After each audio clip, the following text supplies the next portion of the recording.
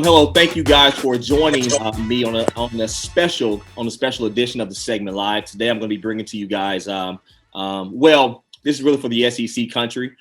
Baseball is super regionals are right around the corner, and I have here with me an analyst for ESPN and the SEC network. Also, he was a part of the 2001 College World Series team in Tennessee. Chris Burke. What's up? What's up, Frederick? Good to be here with you, bro. Yes, sir. I definitely. I know it's short notice, but I definitely appreciate you joining me. What do your friends call you? Do they call you Frederick? They call you Fred? Freddie? What do they call you? They call me Fred. I'm just Fred. Okay. All right. We'll go with Fred. Oh yeah, definitely. Okay. Well, Chris, let's kind of hop right into it, man. I know you're a Tennessee grad. I know you've been watching those guys this year, kind of. I guess be a Cinderella story for in the SEC.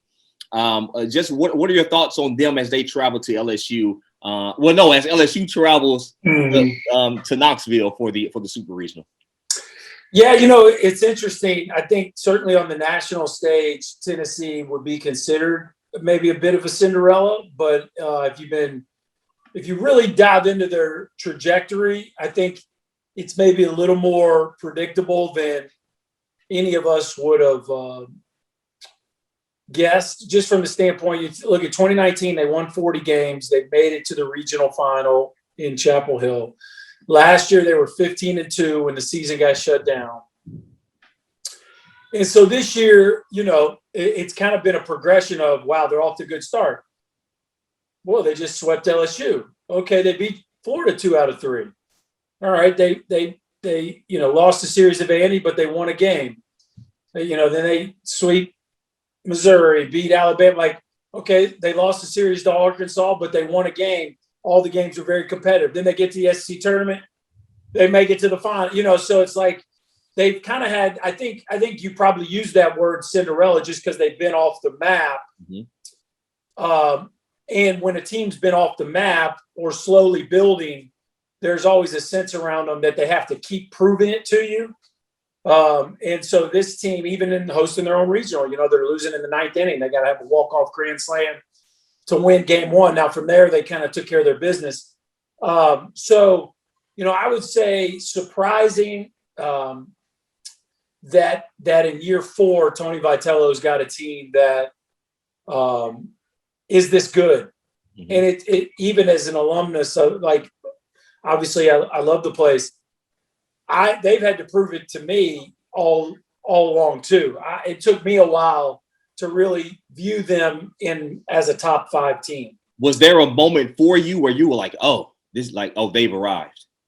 Yeah, I would say, as weird as this sounds, because I feel like I still was in that prove it to me mode.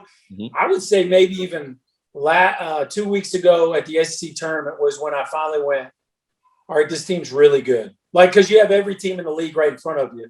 Right. And sometimes you go do a series, you go do another series, and you like this team or they don't play good, you don't like them as much, and you try to look at their players more so than necessarily how they played that day. But when you get to Hoover and everybody's right in front of you, and you're like, man, Tennessee's got really good players. The pitching is good enough, and their position player group is just very talented. And obviously in Hoover, you got the whole SEC crew that does the games all year long together. Mm-hmm. So guys like Kyle Peterson and Ben McDonald, who hadn't seen Tennessee firsthand, they were like, man, this team's really good. So I think for me, it even took that week to really go, okay, because I've always been a little worried about their bullpen. Mm-hmm. Because it's not, they don't have Taylor Broadway. They don't have that 194-96 wipeout slider kind of traditional closer. Now, they do have a guy in Sean Hunley that's been fantastic, but he's just not what you would call lights out, And so I've always wondered, okay, are they going to be able to persevere without those traditional bullpen pieces? But they have. And so at this point, they're 2 wins away from Omaha and certainly a favorite playing at home. And so now you're like, well, now it would almost be a surprise if they didn't make it. And that's not to shortchange LSU. It's just if you're if you're putting a favorite on one of those two teams, Right, Tennessee right. would be the favorite. Yeah. Right. So, yeah, right. With you, well, I'm glad you brought up LSU, because with saying that LSU, they've become, of course, typical LSU fashion, one of the hottest teams going into the postseason. What are some things that you're expecting from this Tennessee and LSU matchup? I'm expecting it to be really ugly, like very heated. I love it. Yeah, this will be one to tune into, because ugly might not be the right word, but let's just say Competitive, very fiery, intense. Tennessee swept them. 2 of the games were walk-offs. All of them were very close. Tennessee plays with a gigantic chip on their shoulder that I think very much comes from their head coach, who just kind of has us against the world mentality, and the team has definitely adopted that. And when you leave there, you don't. You might respect them, but let's just say you don't want to write them Christmas cards. That's just kind of the way they roll. Right. And LSU is wired the same way. Now LSU was so young at the beginning of the year. And Tennessee's got this new student section that's like really loud and obnoxious. And that, unlike Swayze Field, they're not out in right field. They're right on the first baseline. So, and when LSU was there, it was only 25% capacity. Mm-hmm. So you can hear everything they're saying. You know what I'm saying? Yeah. And so the way Tennessee beat them, the way Tennessee tends to play, and then the what's the right word? Agitated nature of their student section left LSU very, I think, hungry for a rematch. Mm-hmm. And they've got it. And they're playing for their coach, who, doesn't need anything else to cement his legacy. He's a Hall of Famer and has had an unbelievable career. Mm-hmm. But I do think there is something magical about the extra of we're playing for our Hall of Fame coach. We saw Florida State a couple of years ago with Mike Martin. So it's going to be fun this weekend, no doubt about it. Yeah, I don't think a lot of people realize that. I think LSU started the SEC, started the conference in like a 3, and they were like 3-11, 3-12 before. Yeah. Before going into Swayze. 1-8. They were 1-8. 1-8. Yeah. Yeah. Before going into Swayze, and that was when they kind of their role. Of course, they won 2 of 3, and Ole Miss won the Sunday matchup, being down 9-1 on the walk-off by Kemp Alderman. So you see Tennessee LSU going 3 games. I don't know. I think if LSU is going to take it 3 games, they need to win game 1, because game 2, Tennessee's got Blade Tillwell going, and he's their best arm right now. And so I think if Tennessee gets game 1, I think LSU's in trouble in game 2.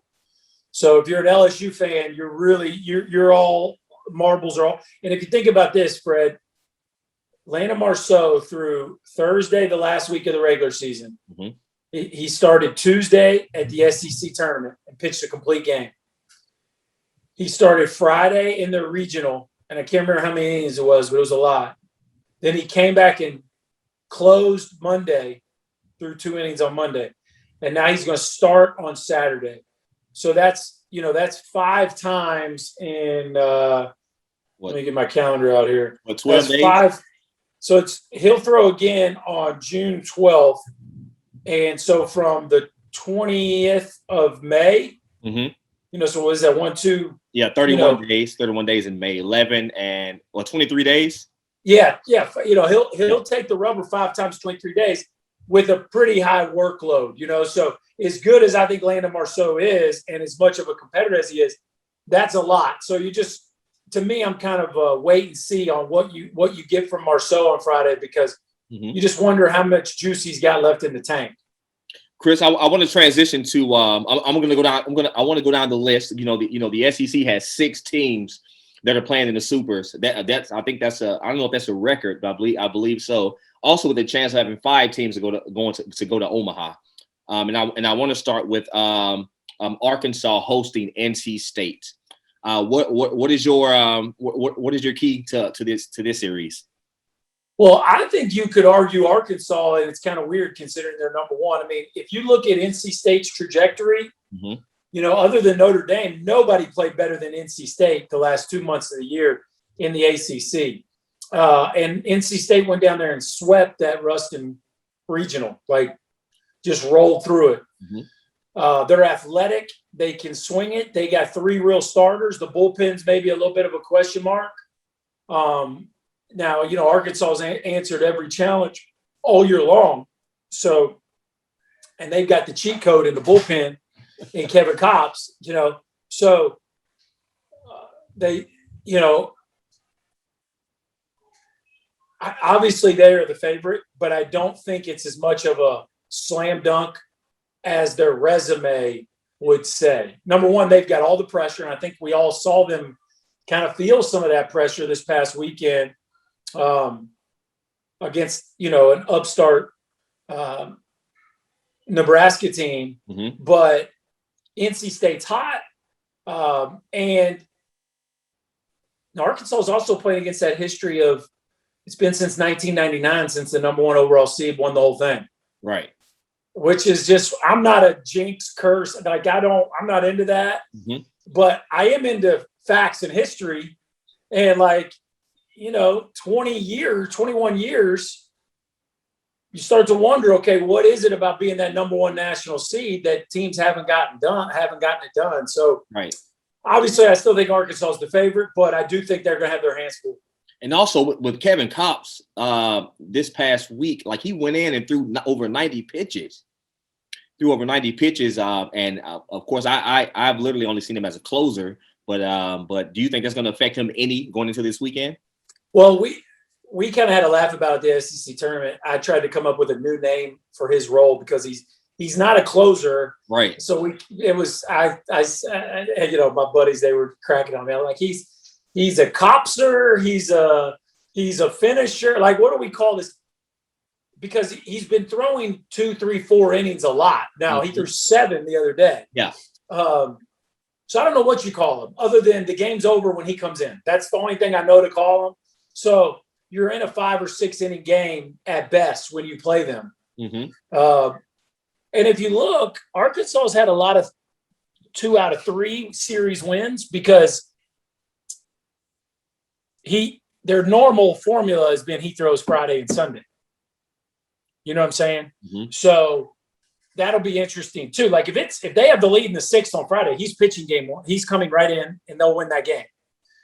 Right. But then probably if he throws the last 3 or 4 innings on Friday, he's probably not going to pitch Saturday. Exactly. So then, you know what I mean? So then you can get him Saturday, but then Sunday, here he comes again, And so if you look at Arkansas's record, they didn't lose a series, but there was a lot of 2 out of 3s. And so there wasn't a ton of sweeps is my point.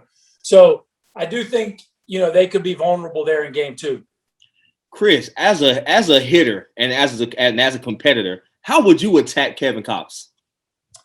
You got to sit on the breaking ball. I think the hardest part with Kopps is obviously there's something about the pitch that kids aren't picking up the spin very well. But the second thing is, I've said this a lot, I didn't face guys that were throwing nothing but breaking balls until I got to the big leagues. And so to learn how to take that approach up to bat takes experience. And most college kids lack that experience. And for the most part, since a lot of his outings have been less than 4 innings, even though he does throw significant amount of innings, it's not been that 7 inning much. So oftentimes you only get 1 at bat against them, so you don't get to feel comfortable with how to really attack them. But you got to, easier said than done. You got to sit on the breaking ball and just sell out to the breaking ball and let the fastball totally beat you. Because, statistically, we got all these numbers now. He only throws 20% fastballs. So you almost just eliminate it. Okay, he's not going to throw a fastball. Sit on the breaking ball. And it's hard to do at 20, 21 years old. Oh, no. Oh, yeah, without a doubt, man. Next up, we have Mississippi State versus Notre Dame. Me personally, I think this may be one of the series to watch. Yeah, in the Super Regional, because man, Notre Dame could easily go into the dude and steal game one. Yeah, it's going to be interesting. They got some real arms. Nico Cavadas is the hottest hitter in the country. And you look at their offensive totals. Now, they weren't facing Mississippi State's pitching staff, but you look at their offensive totals. I mean, it looked like they were playing local club teams, the way they treated everybody in that regional. Mm-hmm. So the one thing we know about Mississippi State is they're not real offensive. Like, they have a feisty lineup. They have the SEC Player of the Year, Tanner Allen, but it's not scary like you'd say Ole Miss or Arkansas or Tennessee's lineup is. So the question will be Mississippi State's arms versus Notre Dame's bats. And I think from a TV standpoint, it'll be fascinating because, you'll have the Notre Dame fan base glued in, and then you got the Mississippi State scene with the condo and the smoke. And I'm just telling you, there's going to be a national audience tuned into that's going to be like, what am I looking at? Are those people, you and I know, but are those people grilling? Is there a condo in there? What the heck? Yes. So it's going to be, I think it has a chance to be a real national eye opener for a lot of college baseball fans that have never maybe tuned in, but since they're Notre Dame fans, they're going to check it out. Also, me personally, I love the black uniforms. So I can already see either State in their black uniforms or Notre Dame in their black uniforms, and just. I didn't know Notre Dame had black unis. I think they have the black unis. Okay. To go along with something, but definitely they're dark colored unis. Next up, we got Vandy and ECU. Yeah, so I think East Carolina comes in with the longest or the most trips to the NCAA tournament, not having gone to Omaha. They got their heart broke a couple times in the last few years. We actually beat them in the Super when I was at Tennessee. That's who we beat to go. So ECU's no stranger to Super Regionals, but for whatever reason, they haven't been able to get over the hump, and they certainly didn't get an easy draw. While I don't think Vanderbilt's quite as good as they were in 2019, very few teams have ever been that good. I think Vanderbilt's still one of the favorites to win the whole thing. Rocker and Leiter both pitched really well last week. Something tells me they're going to do that again. And as much as I like East Carolina and Connor Norby and the offense that Cliff Godwin has, I give the advantage. Vanderbilt's playing at home, and they got, the two best starting pitchers in the country. So. Right, and I think ECU would have to steal game one if they want to have a chance, have a shot. Well, of course, we've already talked about Tennessee and LSU. Lastly, I want to bring up Ole Miss versus they're traveling to Tucson, Arizona, to take on the Wildcats. Ole Miss just wrapped the series against Southern Miss. Southern Miss is a really, really, really good team. Mm-hmm. I'm talking top to bottom, really, really good team. So kind of give your thoughts on this series. Well, I think one thing when you face Arizona, you're always up against an offense. Now, they play in maybe the most offensive park in any of the Power 5 conferences. So, they play in Tucson, the ball flies. High Corbett Field is kind of known as a place where you put up big offensive numbers. But you look at the middle of their lineup. I mean, they got some dudes that can hit the ball at the ballpark. Susak's got 12 home runs.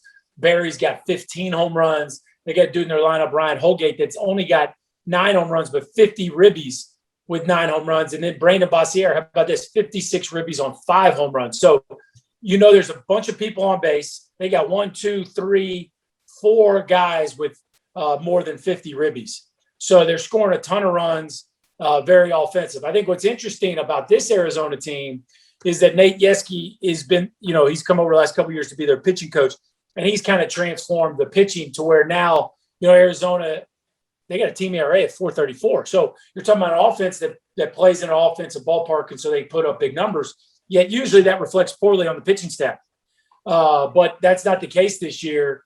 You look at some of the numbers that they've posted, and they got some guys that can get you out. So whereas in the past, maybe it was just like, okay, slugfest, let's party, win 12-10. They can maybe play a game that's 6-5, or I'm not saying it's going to be 3-2. Trust me, not with these two offenses. But I do think there's a chance that even with Nikhazy being as great as he is, they could keep them in. The pitching could keep them in the game. So, you would of course give Ole Miss the advantage in game one. Anybody Nikhazy's, I'd assume he's pitching game one. I know he pitched game 2 last week, but I would assume he's pitching game 1. And you would of course give them the advantage when he's on the mound. But then from there, as you saw last weekend, as great as the pitching was in Hoover, it was not great this weekend besides Nikhazy. So, that I think this is the series most likely to be played in the double digits. Put it that way. Every game, Really?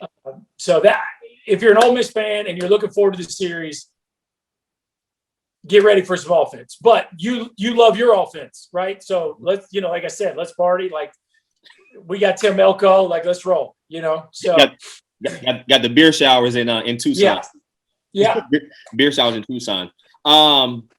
Sticking with Ole Miss for a minute, Chris. We have they have the center fielder, TJ McCants, he just transitioned to center field. He played shortstop his entire career, coming through the entire high school circuit until he got to the SEC. Kind of talk about your transition from the midfield to the outfield, of course at the highest level. But just talk about that transition and just how tough it is. Period. Yeah, and just between I gotta roll after this one, but okay. I would say that he's an athlete, and he's a premium athlete, and I think he's played the position. The best compliment I could give him is that you wouldn't know he's a shortstop. Like you'd think he was a center fielder. That's how good he's looked out there. That being said, I saw a couple plays in Hoover. The outfield at Swayze's not super big. It's not a big ballpark, right? So there's not a ton of room in the gaps. Whereas when you got him at Hoover and the ballpark's huge, there's more room to cover. And so as the center fielder, there's more of a challenge there. High Corbett, the ball flies, but because of that, they've made it big. So for years, it was the Rockies spring training facility. So again, it's another spacious outfield, and with the ball carrying so well, he's going to be challenged this weekend. But I would just say I'm blown away by his transition. I'm never surprised when a middle infielder goes to the outfield and catches the balls they're supposed to. Like they asked me if I could when I was in the big leagues. Can you play outfield? Sure, I play outfield. I'll go catch the ball. Yeah, I got no problem with that. But once you're out there a lot, you start to realize, man, there's a big difference between catching the balls I'm supposed to and being a real guy. Really making the plays that separate the guys that can go out there and catch the ball and the guys that are changing the game.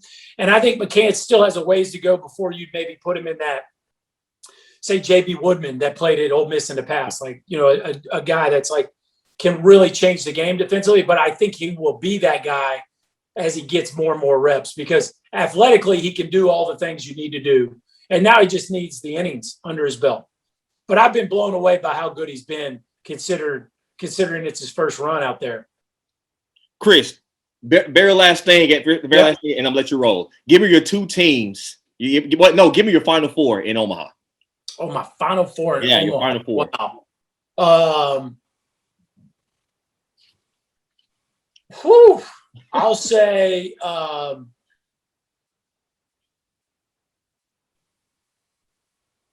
Texas. Okay. I'll say Arkansas.